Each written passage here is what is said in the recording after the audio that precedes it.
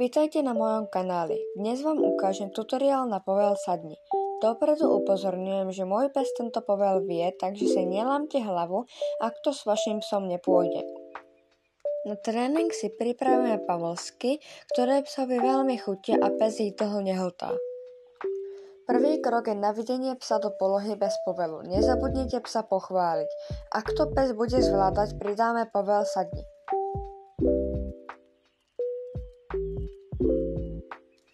Keď sedí, prikrmujte ho, aby sa nepostavil.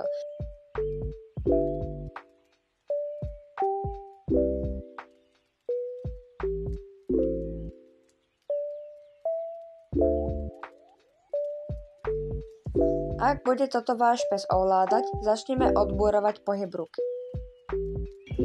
Sedni. Áno. Sedni. Áno. Sedni. Áno. Sedni. Super. Áno. Ak aj toto váš pes zvládne, môžete sa začať stavať. Sedni. Áno.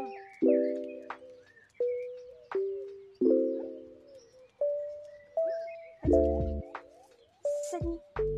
Áno. Keď sa vám video páčilo, nezabudnite dať like a odber.